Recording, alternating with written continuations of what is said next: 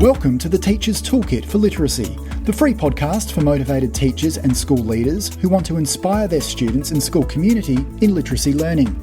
Make sure you subscribe to the show on your favourite podcast player, and for more amazing literacy resources, check out the show notes provided with every episode. Hi, I'm Sharon, and I'm the host of A Teacher's Toolkit for Literacy. In every Toolkit episode, we bring you specific resources, tools, strategies, tips, techniques to help you in your job as a teacher of literacy. Firstly, we acknowledge and pay our respects to the Kaurna people, the traditional custodians whose ancestral lands we gather on. We acknowledge the deep feelings of attachment and relationship of the Kaurna people to country, and we respect and value their past, present, and ongoing connection to the land and cultural beliefs. Hi everyone, good to be with everybody again. And we are so excited to have another podcast for you today. We try to make our podcast really practical for teachers so that they have lots of ideas and tips and strategies and tools to use in their classrooms. And every so often in our podcast, we will invite a special guest, and we're so excited to have our special guest today. Aren't we, Sharon? Oh, yes. Someone we admire very much and who has also been part of our lives as, well, can we say who it is? Yes. So we have with us today Greg Holfeld, who is an illustrator, children's book illustrator, and we're bringing him to you today to get the inside, to really delve into his story as illustrator, but also for you to be able to hopefully use this information and share that with your students, because you'll be able to chase up books that he's illustrated, most likely in your school library. And I think there'll be a little bit of deepening our understanding about how illustrations relate with how we learn to read. Yes, quite possibly. I'm seeing a bit of a nod there from Greg. And also the joy and beauty, of course, of illustrated literature, picture books that come to us. So, and I think by now everyone knows that that's something we highly value in teaching and bringing children to a rich literate life. Part of that tantalising text we talk about, or even authentic texts, because they are just so vital to have them in our classrooms. And I guess Greg's work just, he's got that deep understanding of how those texts work, because he works with writers and he, works as an illustrator. He's just got that whole look at the deeper side of what's in our classrooms and how, and then, we can then work out how to use those texts. Yes. So pretty excited to have Greg here, and I reckon it's time to Bring him in. Bring him forward. Welcome, Greg. And we are calling this episode, because we will have other episodes like this too, but this is an illustrator story. So we're very grateful to have Greg sitting here with us today, fellow South Australian who has really enriched many children's lives through the way that he illustrates and creates further layers of story through the illustrative work that he does. Wow, so welcome, many Greg. Children's lives. Well, thanks, Sharon. That's a rather overwhelming thought that I'll take with me to the drawing board next time I sit down at a blank page. And remember, this is for enriching children's lives. Don't stuff it up. Well, I see the other side, of course. I probably see. You see, we see. So being in schools, we absolutely see the impact that fabulous literature makes in the lives of children. But you're the one bringing that to life. You're bringing it. Well, everyone starts off reading with pictures. Yeah. And if you want to trace language right back to its origins, they were word pictures. They were hieroglyphics and the like. Yeah. And that's why, we have children or gravitate towards picture books as we learn to read. Yes, yeah. And if I can think of the first things I learned to read, they weren't they didn't have any words in them. It was in the weekend magazine that came in the papers, and Canadian newspapers, and it was. I think you also got a version of the comic strip here. It was by Doug Wright, right. And I think it was Little Doug Wright's Family, or sometimes Little Nipper, and it was a family with 3 bald-headed kids in red shirts. Right. It was back when. Bald-headed kids. They didn't have a hair in their head. They were kind of Charlie Brown-like. They were slightly different proportions. Yes. If you Google this at home, Doug Wright's Family, WRIGHT, you'll get these images, and someone of our vintage might go, "Oh yeah, I remember that," or "I rember Granddad reading those comics." But they were wordless. They were just 3-4 panels, and typical, setup, action, payoff, punchline. It's typical setup that way. Yeah. So I remember being about 4 or 5, I guess, and not having enough, familiarity, because this is even pre-Sesame Street, at least in, our small town in Saskatchewan with its one TV station. Yeah. Not having a grasp of enough language to engage with a book on my own, but these I could read on my own. Pictures I could read, and that's often the gateway to, of course, greater understanding of story and literature. Yes, because actually you just said that very thing, that you were reading. That's what I was being told a story by myself. Yeah. And that's I guess what reading is, if we want to define it. Yeah. Well, that's how, we all need a way to enter into reading, and that's clearly one of the ways that you saw. We need the gateway drug. Yeah, we we do. So you know that illustration was a gateway to you very early on. Well, as a reader, but then that clearly had an impact on you. Talk a little bit more about how that impact played out then. Well, I guess I would have been gravitated towards these pictures because even at that young age, drawing was my thing. I just, as soon as I could, have enough strength and dexterity to clutch a crayon, I did, and marked any surface I could find, whether it was appropriate or not. So looking at, opening up a page after page of dull photographs and columns of text and finding some comics there would have been interesting, engaging, and enticing to me. And we all storytelling has existed since forever. So we all want more of it. Yeah. And that leads to reading. And that led to, once I could read the comics page myself, you've got the pictures there and you can sort of follow what's going on, or you get some entry into the story, but of course you need the words to make it complete. Yeah. Yeah. And that's, I wanted to be the person making those pictures. Yes. So when did that become a thought, a reality that you thought, I want to be that person? Long ago, I can't remember.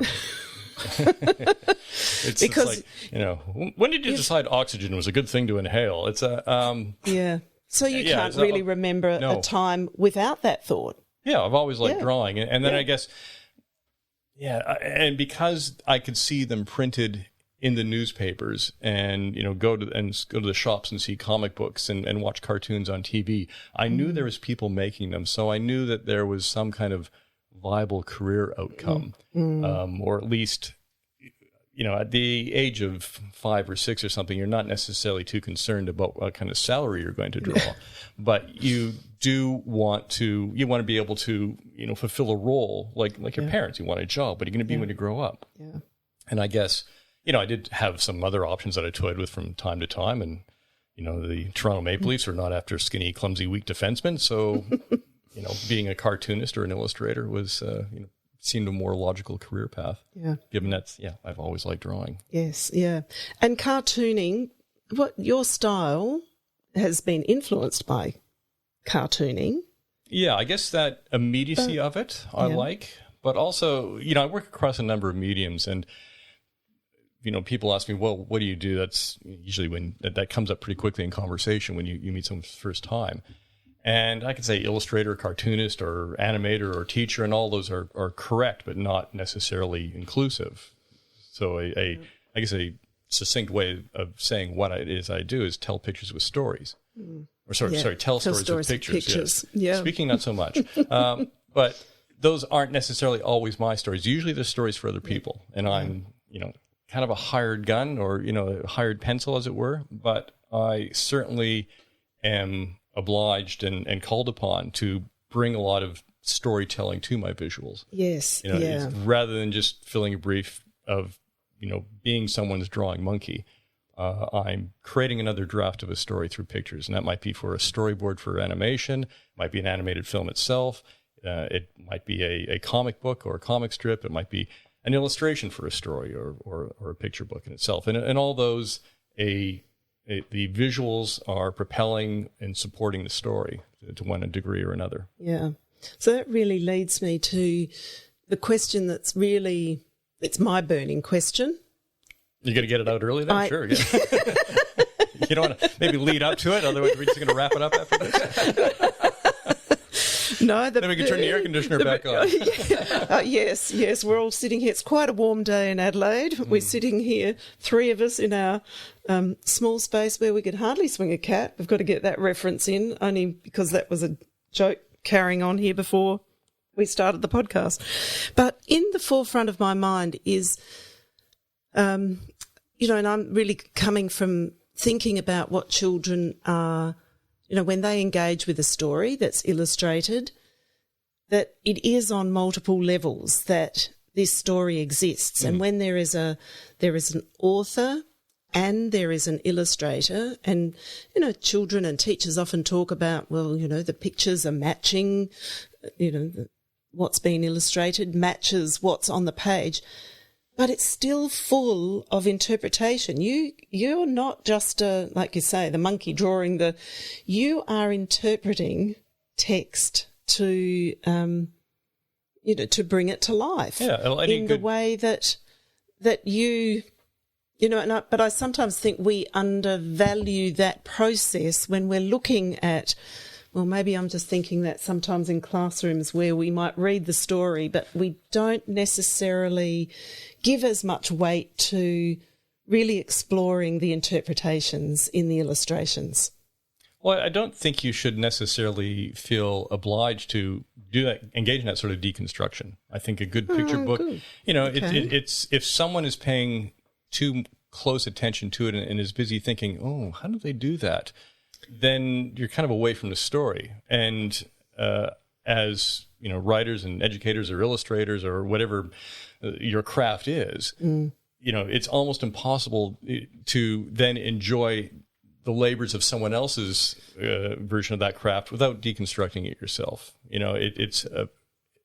I've given this compliment to other author illustrators when I've looked at their work and just said, I was completely taken with it. I stopped thinking about, man, how did they do that? They're so good. I really hate them. You're just so swept up in a story. And it's very rare that happens. And that's not that there's not some tremendously skilled, illustrators and authors out there. But we're, from my point of view, because my livelihood is this craft, I'm always deconstructing it that way. The great unwashed, not so much. They just take a picture book for granted. It's just fallen out of the sky, ready-made for their enjoyment. Yes. And I'm fine with people thinking that. Yes. And as long as they do enjoy it, which is why it's always so fascinating to an audience when you go into a school or you do a workshop and you take them behind the scenes and you show them the process. And you take them through those steps of interpreting and engaging with the text and starting off with rough ideas and various explorations. And it always starts off with the character sketches. And there's one book I did called the Super Part Buster, and it was written by Janine Bryan. And usually what happens in the process, you're sort of paired with the author. It's a bit like a publisher's a bit like a dating service. They've got this manuscript, and we'll find the right illustrator. There's one, likes moonlight walks and some dogs. Fine. And you've got kind of a like-minded approach or creative compatibility, or somehow in the publisher's mind, it's going to match. It's very rare that the author has sort of chosen the illustrator and said, I want to work with this character. Because you kind of want those happy accidents, that sort of that synergy, rather than something that's a little bit predetermined. Yes. So once that match is being made and the illustrator, likes a text and agree to sort of engage with it, then the publisher does their best to keep us apart. to give the illustrator a clear run at their own ideas and their own interpretation of this manuscript. And then eventually you come back with your initial sketches and your initial ideas, and there's some toing and froing, and you proceed. In this particular instance, for various circumstances, which I've since forgotten, I was left to my own devices for far too long. And I, created a set of characters, and it was a bit of an outlandish script to begin with. It was open to a lot of interpretation. It was not a very literal story. Right. And I came back with this stuff because this initial meeting. Excitedly? I loved it. I thought it was great. It was some genius. And I just ran amok. I mean, I did character sketches. I did a thumbnail of the whole book. I did a sample illustration. And it was like, ta-da! And just like, in silence and kind of a, man, what are you thinking? Reaction. And it wasn't a heated discussion or anything like that, but it was disappointing that I didn't quite thrill them as much as I'd hoped. Mm-hmm. And I came to understand why my approach was not suitable for the text. And there was a lot that was visually very exciting for me. Yes, this was going to be fun stuff to draw. Yeah. It was not serving the story. And that's the whole point of my job, is to serve the story, make it better than it was. So, Greg, the story is number one. It's the real, that's the essence of what's going on. Story's it. That's why we're all here. Yeah. So movies, for instance, if they don't have a really good story behind them, can be visually really amazing, but that story is really critical. You just described a film I watched last night. Yeah. It was, incredible visuals. It was very, very stylish. And at the end of it, I more endured it than watched it. Yes. Because there wasn't any sufficient narrative arc, anything I could grab hold of with these characters to make me want to engage with them. Or even figure out what was going on half the time. So they spend millions on these visuals and special effects, but it's not a good story behind it. It can be... Yeah, which is why I'm pretty bored personally with a lot of the blockbuster genre of cinema. Yep. As much as I love superhero comics when I was a kid, as an adult, I'm not the least bit interested in going to watch those movies because they're pretty boring. Yep. It's just assembling a bunch of characters which have very, very broad traits, and then pairing them up, engaging them in different ways to see who can fight when, and then plays out. And and it's a great big bag of eye candy. Yeah. But there's not too many nutrients in it. Yeah. That's a good way to describe it. Mm. So that actually brings us to, there's a couple of the books that you've illustrated that I'd really like to talk a bit more about, because I think both of them represent big stories. And one of those is an Anzac Tale. Yeah, it was a big story. No pressure on that one. No. No, so the author... what happened? Yeah. Yes. A lot of it pretty bad, too. Yes. Yeah. And here you are. So here is this story, Ruth Stark, who wrote an Anzac Tale. Here you are in partnership bringing that story to children. Mm. So I'm wondering if you could sort of share a few of the insights into... This is that idea of what was really in the forefront of your mind for the readers of this story as you were illustrating it, because it's, maybe if you just want to talk a little bit first about, so what is this story about? Well, yeah, what is that story about? It's a story we all know, and it ends badly. We all know the ending, and it's a bad one. So that was Ruth's problem. And I mean, I could take this back further and talk about how Ruth and I sort of ended up working together, because she's the author I've worked with, most extensively and quite closely. And that it's all been kind of by accident. Ruth and I didn't really know each other until we started working together, and we sort of knew of each other a little bit. Yeah. But and a fellow South Australian. Yes. And it's we knew of each other for that very reason. The kids book community is, like everything in South Australia, relatively small, or at least at such a scale that we all know each other. Yes. And I've been publishing kids books for a while, and that was sort of a sideways step in my career, because primarily before that hand I was working as an animator. and doing a lot of animation for TV and commercials and whatnot. But this is around 2000 where there's this thing called computer animation that was happening. And I animated because I like to draw, not the other way around. And I was not really prepared or interested in sitting down and learning all this, boring software. Yeah. So I then started looking at other things to draw, and kids' books became a possibility. And I started drawing some kids' books, and coincidentally about the same time that my partner and I had children. So had a test market at home, which was good. And when you talk about what the reader you're thinking of when you're drawing or making a book, well, you really don't. That's a lot of pressure, and at least I don't. It's getting back to my earlier quip about enhancing lives of children. You don't want to think you're setting out to do that when you get in the morning. Right, gonna have some more lives today, kids. It's like aiming to walk on the moon. Or something. Yeah, exactly. And then it'll part the Red Sea. Wrap up the day by curing cancer. So you're keeping it at a more manageable scale, and it's like, okay, how can I serve the story? How can I engage myself? Because that's it. No one does this job because it pays so well. No.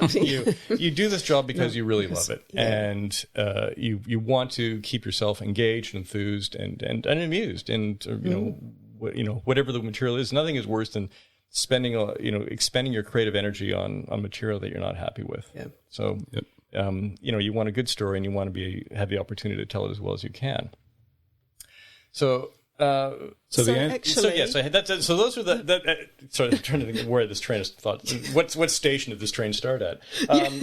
So I didn't think of the broad mass of children that would read my book, but there was a couple right in front of me, who I could test things on, and they were great to have around. And what they started doing was, once they got to that reading age that I described earlier, they started stealing my comic books. The ones they were pulling off the shelves were things that were very specifically created for a young reader. Things like 1010 or the original, or the old Uncle Scrooge. You've read everyone knows that when you picked up a Donald Duck comic, there was going to be somebody, the good duck artist. These books were uncredited for decades until people figured out that no, it was Carl Barks who was writing and drawing these really exciting Uncle Scrooge and Donald Duck stories where they'd go off some other part of the world and have an adventure, and it was that nice mix of humor and adventure that was really good for a young reader. Point. Yeah. And because it's strange, because at that time there was not a lot of comic books being published for children, and there was a number of reasons for that. But they were all being sort of published for teenagers, or kind of socially awkward university students, or old weirdos like me. There wasn't comics for young readers. And just a side question, Greg, how did illustrations or the visuals? How do you think that led your kids into reading? Did that probably for the same reasons that it led me, and I think. Would you say without those illustrations, it wouldn't have led them as easily into reading, or what's your take on that? Like, I think comics and cartoons and that media exists because it is so colorful and engaging, and you can't help but look at it. Yeah. And I think that it's attractive to most kids and most young readers, more so than a gray and black, block of text. Yes. So you saw that actually happen with your kids? Yeah, and in a very specific way in terms of what, they'd look at anything, but in terms of what they would want to read and follow along and engage with were these particular books. And from that very early age, it was the visuals first, and then they went into the looking at what these other marks on the page meant? I think so, yeah. Yeah, and they would often ask me to read comics to them, which, comics are great. I mean, we talk about gateway drugs. I mean, they are the big gateway drug to reading. Right. But they are, because they're a medium that a reluctant reader or a novice reader can engage with, get most of the story or a fair portion of the story through the visuals. Yeah. But unlike a picture book, they sort of sit somewhere between a picture book and a text or a chapter book, because the language and the text and the visual are very much intertwined. You can't pull them apart without completely breaking it. And there is this incentive to sort of get that extra bit of the story, by figuring out what's happening in what those little marks and all those speech balloons mean. But you can still sort of follow along and get enough satisfaction out of it. So I think that's, why my kids will read comics. And as mine did, and that's why I was engaged with it. So to back this up as to how we get back to Anzac Tale. Oh yeah, we're back to that book again. Which actually should have been preceded by Captain Congo. Well, yes, because that was the first book that Ruth and I did. So Captain Congo was the end result of years of pestering my publisher, Jane Coverton at Working Title Press, pestering her to do comic books. I thought there was no point.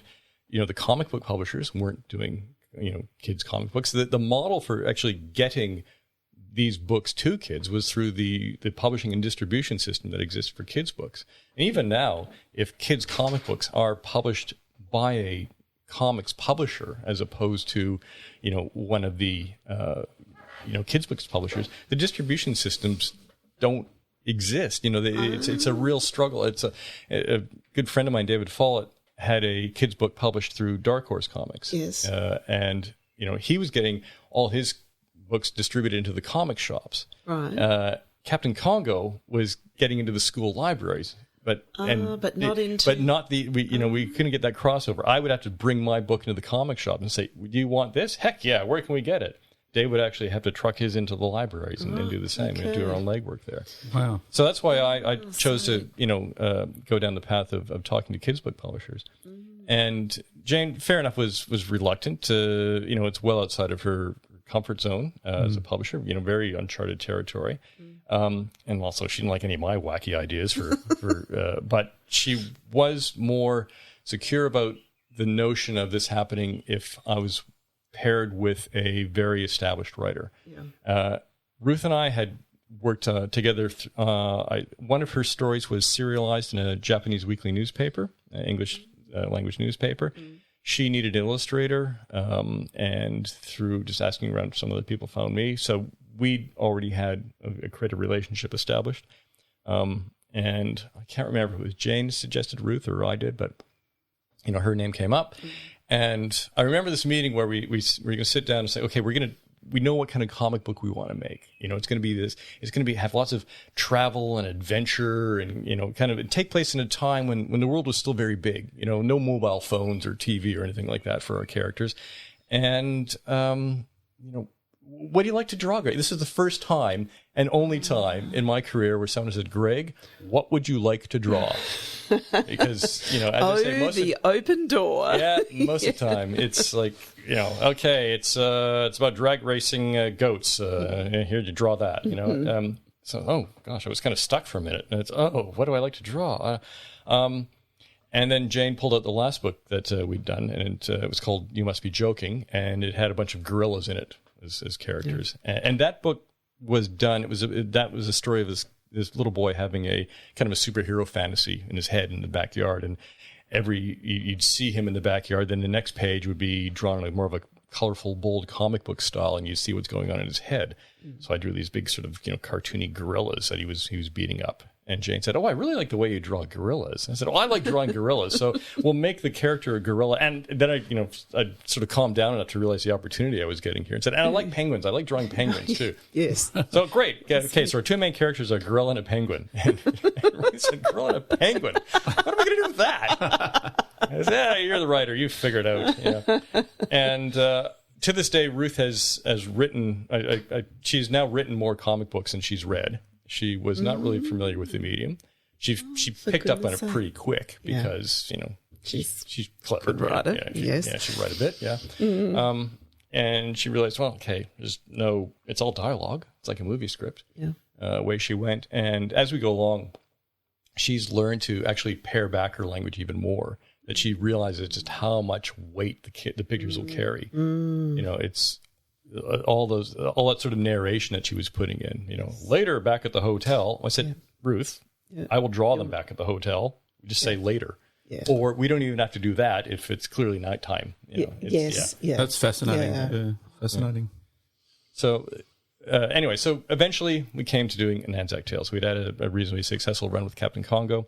And sorry, there's 3 Captain Congos? There's 3 Captain Congo books, and we've had 4 Captain Congo stories serialized in the school magazine in New South Wales, which hopefully someday will be compiled into a book. Yes, yeah. And there are a couple of things we should mention. Captain Congo books for people to chase up in school libraries and in bookshops. You'd be hard-pressed to find in a bookshop. It's still in print, but you may have to get it directly from the publisher or contact me via my website, and I'll sort you out for a copy. Great. Brilliant. And the school magazine, of course, is in New South Wales. It's in New South Wales. You can subscribe to that. We don't get it here as a matter of course, but you can subscribe from interstate, and it's an excellent publication. There's 4 of them. It's Countdown, Blast Off, Orbit, and Touchdown, and they are pegged to different reading levels, and they're full of short stories and illustrations and puzzles and comics and all kinds of good stuff that kids like. And the publisher is the school magazine, I think, or it's supported by the New South Wales Department of Education. Okay, but again, if you put the school magazine into your favorite search engine, you'll get there. Great, excellent. Also, there we have a segue into the Anzac Tale. Yeah, so here we are back in Anzac. But So Jane wanted to do something for the centenary of Gallipoli as a publication, and she did see that there wasn't, and there's a lot of material out there, but there wasn't anything that sort of fit the niche she was thinking of, which was somewhere between those really dry and heavily researched examinations of the campaign, or perhaps those picture books which she felt were getting a little bit maudlin about, my grandpa in the war or something like that. She wanted, I guess, something for kind of upper primary sort of reader, middle school sort of age of readership. And it wasn't really specified. That was sort of the tone of it. But it was Ruth's job to figure out how to find a story in there, find a story within a story we all know. And I can't quite remember when we decided they would be animals, which was a big thing. Yes. I know Apart from the fact that you love drawing animals. Well, there's a reason for that. I like drawing people too, and I can have drawn people on occasion. Yes, I have seen a few of your characters as people, people. Yeah. But this is... Yes, keep talking about the, an Anzac. Well, yeah. For those who haven't seen the book, the primary characters are 3 kangaroos, and all the sort of Australian troops are Australian fauna, and then there's all the other characters are animals as well. We'll talk about that a bit further, but the idea was one I'd had for quite a while, as I was thinking about the First World War, and I can't remember for what prompted it, but just this idea that Canadians, like Australians, young men signed up and by the thousands to volunteer to go, put themselves in the other end of the earth, and at a time when the earth was a very, very large place. That sort of intercontinental travel was quite remarkable, and basically fight someone else's war. At least from the hindsight, of 100 years later, it does feel like someone else's job.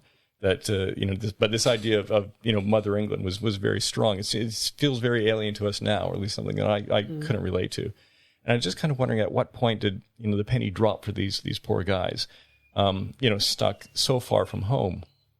And I started sketching, ways to kind of visually represent that. And it was kind of obvious and cartoony and clumsy, my initial sketches, but, it's like Canadian beavers, stuck in a barbed wire trench, or a kangaroo, wearing the great coat stuck in a snowfield in France. And the idea was just to show them looking very out of place. And it was one of those, things you put in your sketchbook and don't know what to do with when am I going to I have this kind of idea, but the story was bigger than I was capable of writing I don't have those sort of chops as an author to actually create that story. So when we came to do an Anzac Tale, I can't remember, whose idea it was first to say, well, let's make them animals, but that's where they ended up. And there was, I did have some precedent for that, from some earlier ideas where I could put that forward. And it serves a couple of things. It emphasizes that idea of nationality in a way. But also, we use animals in picture books all the time as ciphers for humans, because you can sidestep a lot of issues with age and ethnicity and gender. It's just an animal, and it can stand in for anyone. So, I've got 3 kangaroos as our protagonists. But otherwise, those would be like 3 white 20-year-old guys. And that's virtually none of the readership.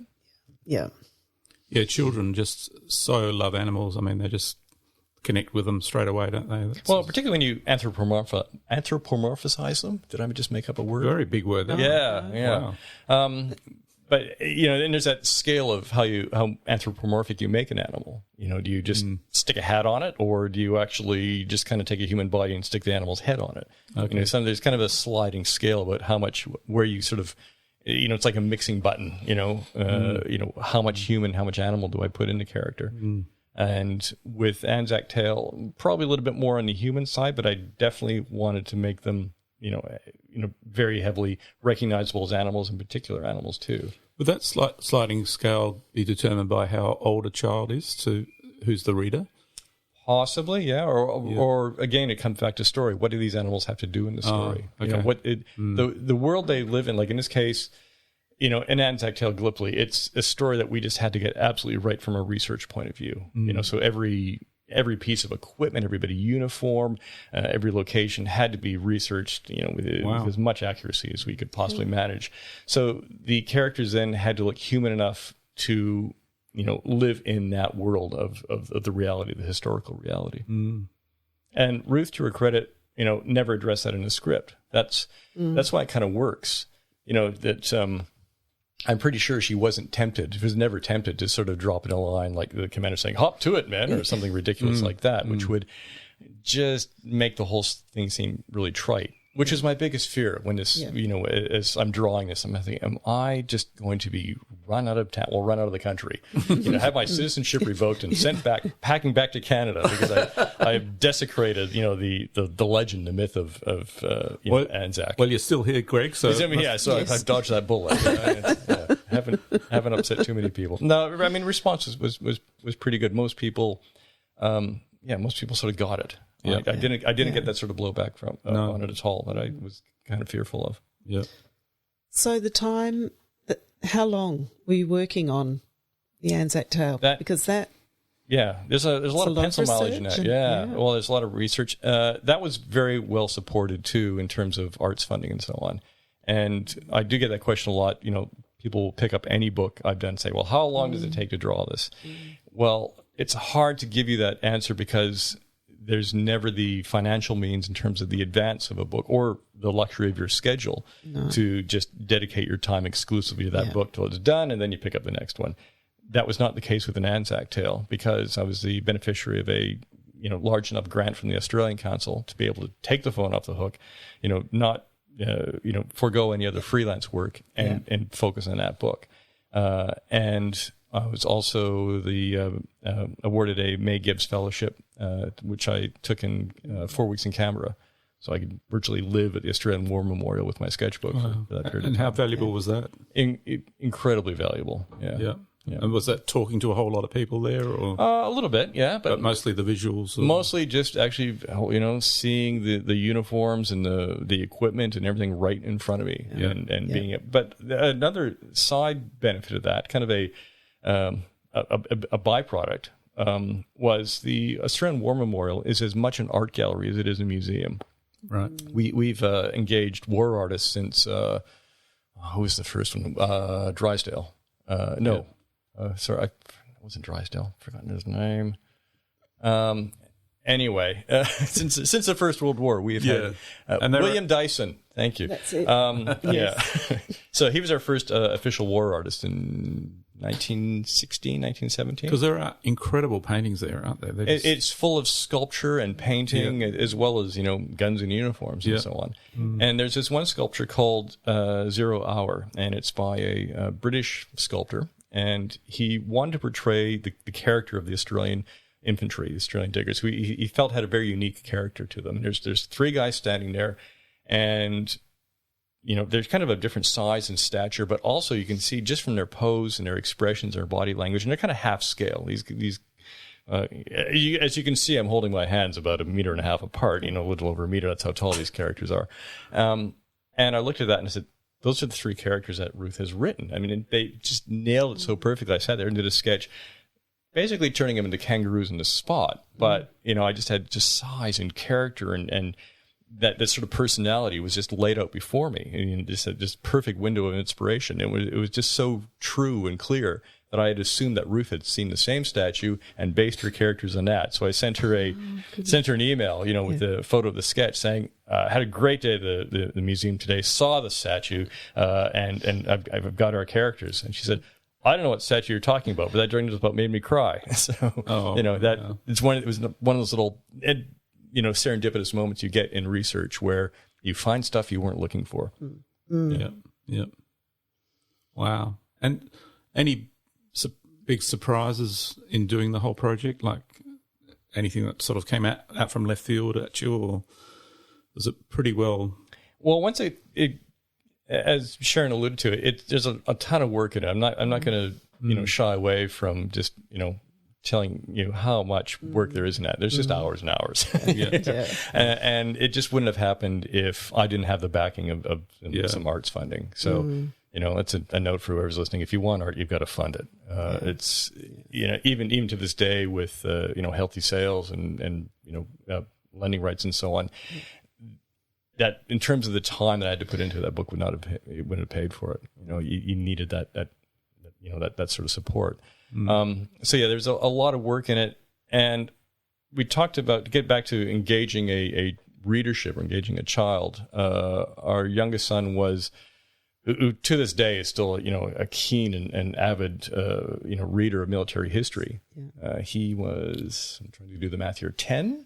Yeah, like basically, ground zero for our readership. Yes. And I was working at home at that time, and I was doing that. There's that one stage where you've done the thumbnails, you sort of roughed out the whole book. And, particularly with comics, graphic novels, you do a very rough pass of the whole thing. It's it's sculpting this. You've got this massive tree, and you've got to sort of whittle it into an attractive piece of furniture. And you shave all the branches off it, and you try and get it in one shape, and then you start just whittling it down. And from the rough stages, the rough scribbly thumbnails, you then go into something at least this is my working method. You go into something where it's a little bit tighter. It starts looking like a story. It's the first part of the process where I can actually hand it to someone and they can understand it, they can read it. It's drawn clearly enough and all the words are on the page. And that serves as my template, my blueprint for proceeding. So that was the first time that my son was able to actually read this and would come home from school, and ask me how many pages I'd done that day. And I would sit there and read them all, and just ready for the next. Ready for the next. And, I had to drip feed the poor guy because it's, it's an incredibly slow part of the process. You're doing your most thinking then as you draw. You're trying not to. If you leave things too loose and open, you're setting a lot of booby traps for future Greg. You want to make sure that the storytelling works. You've got all your reference lined up. That then you can just knuckle down and just draw and color the thing afterwards. So I was lucky to get 4 or 5 pages a day. That would be a good, 6 maybe a cracking pace if there was not a lot of reference or that needed to be in that sequence.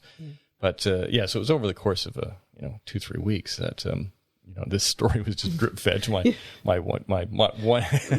my market research of one. So books like that, readers can, I think it's good for for children and teachers to be able to know that they can go into books like that knowing just how much accuracy there is in so much that's presented in there, that it's... Well, in our books, yeah. It's at least the particular ones I do with Ruth. I got an interesting comment from a friend of mine, a fellow I went to art school with, and just, caught up an email and just sent him a PDF of some Captain Congo work to show him what I was up to. And he really liked it, and he said it reminded him of some of those things you'd watch when you were a kid, where you felt smarter afterwards because you learned a little bit of history or something in there. It's like, I think the reference we made was the Rocky and Bullwinkle cartoons. Do you remember Mr. Peabody and Sherman? They'd have this time machine, and there'd be all kinds of jokes and silliness and so on. But they would go back to a period of history that was more or less accurate, and then it would be silly. Yeah. So you learned something. It was like, otherwise as a 8-year-old, you would have been no cause to think of, the Roman Empire or what have you. No, that's it. And that's what story should do, shouldn't it? It should bring to us things where we can learn about more. We can learn more about should make ourselves, your world bigger, or our world, or others. That's the function of Asterix books certainly did that. Has that history angle, doesn't it? Or Tintin was another good example too. And we try and do that with the Captain Congo books, where there's Ruth is. Loves to send me to some exotic locale that's really hard to draw. Yeah. And honestly, we find some place not full of crowd scenes and complex architecture. And, honestly, if Ruth had any idea how hard it is to find reference photographs for a 1930s South American bus. But you found one. I did. Well, it's passable. No letters yet. Nobody said that isn't. Yeah. So, Sharon, I'm going to ask you a question. What about messages for teachers? Having heard Greg and the whole piece about how illustrations are so powerful, some messages for teachers in their teaching of reading? Well, I don't know that it's just about teaching of reading. I think the big thing here really is what we've just said, is that books should open up worlds. They should, we should be able to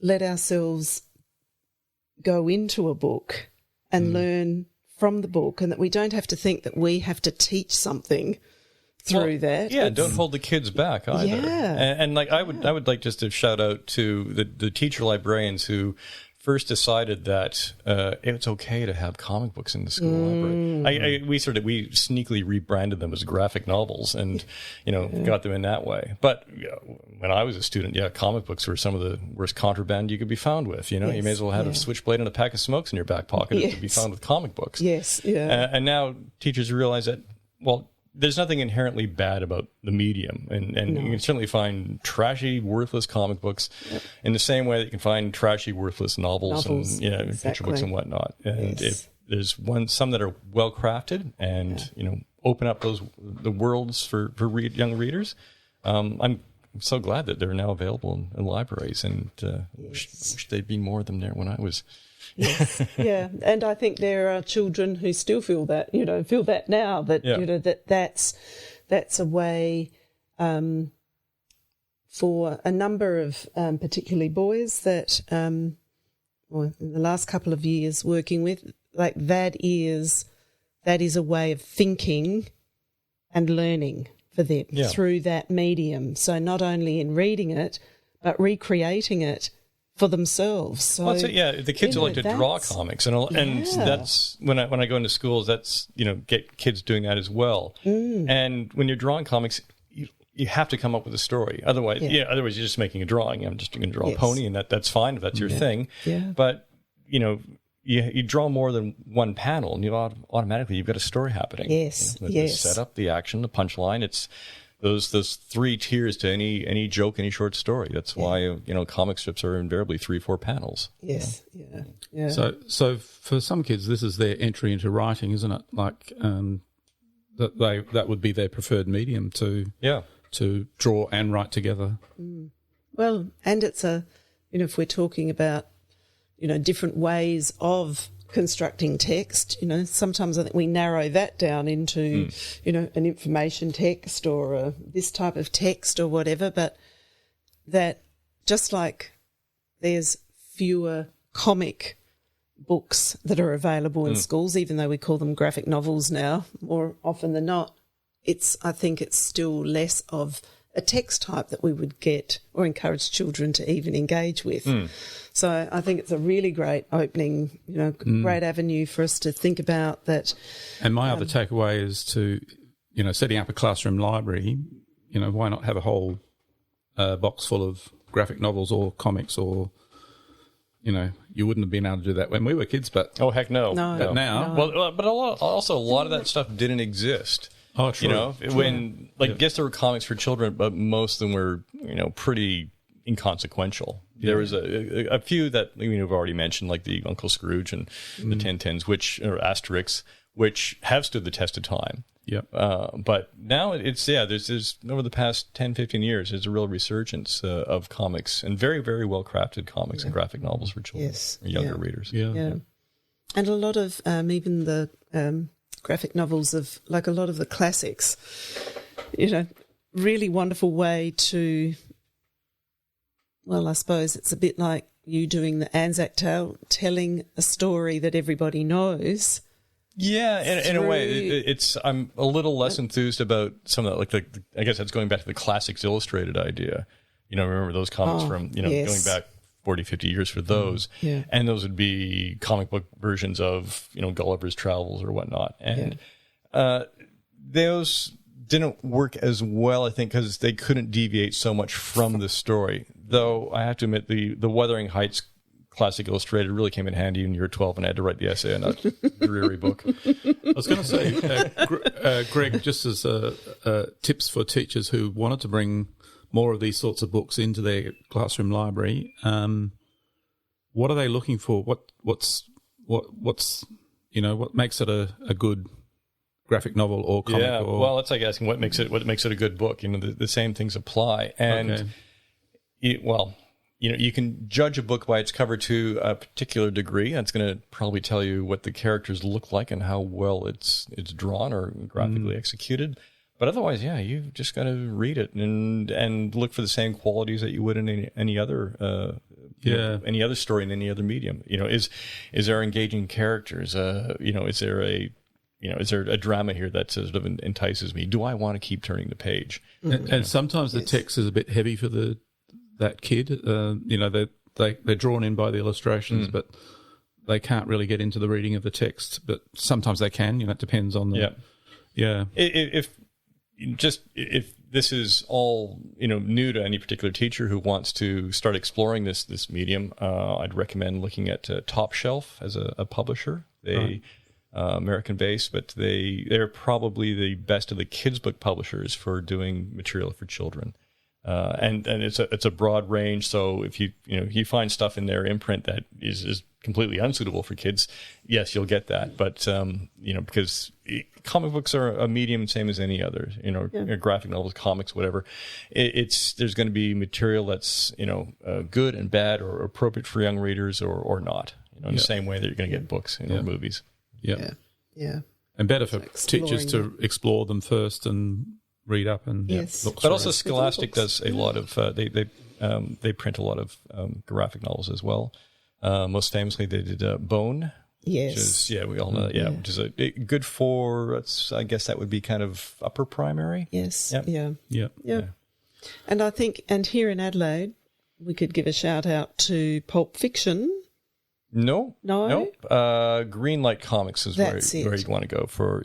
And Green Light. Yeah. They are Stevens Terrace, I think. So anyway, they're near the Meyer Center. They're just off Rundle Mall. Yes. And they are very good at curating their store. And if you walk in saying, I would like a book for readers of this age, they will, and this sort of genre, they will happily sort you out.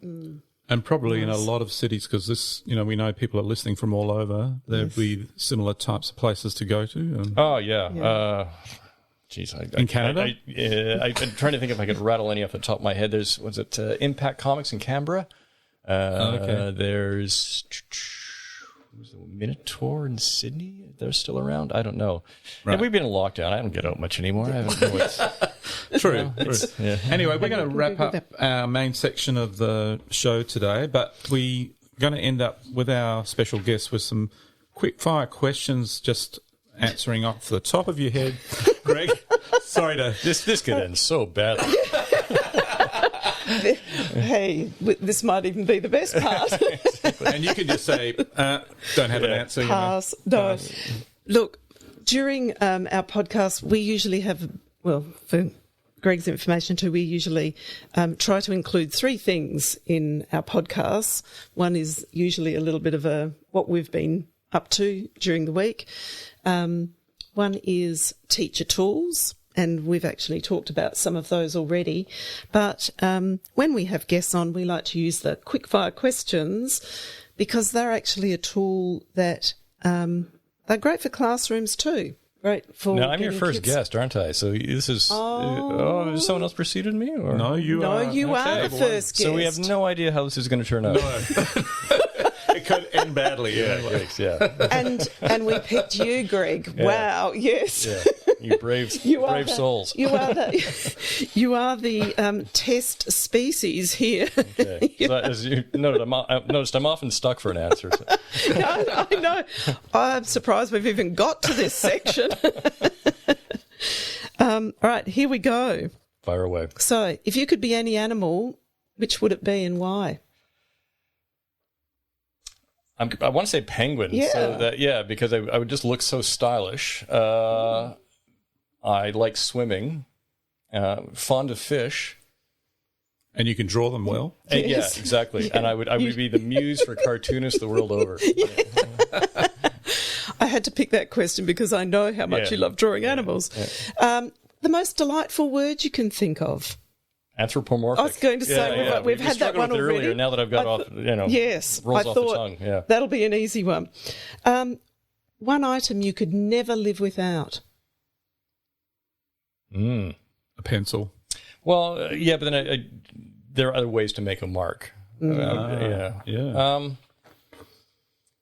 Probably, I guess not live without, but say maybe my most prized possession or my favorite object would be my Astro Boy coffee mug. Oh. And why is that? Well, I drink coffee out of every morning, which is something I can't live without. And it's also when I lived in Japan, it was the first thing I bought myself. I was kind of skint when I was over there because it's one of the only gaijin who was not teaching English or working as a fashion model. Instead, I was over there trying to flog my wares, bringing my coals to Newcastle, trying to flog my wares as a cartoonist, which didn't go as badly as it should have, really. Well, that's good. Yeah. Anyway, so I was skint most of the time, but I saw this, and I found myself in this place, just full of cool stuff. And that was one of the first cool things that I was able to purchase. And it's just got that nice sort of chunky kind of cafeteria ceramic porcelain to it. It's got a nice weight. So how many coffees would you have had out of that cup?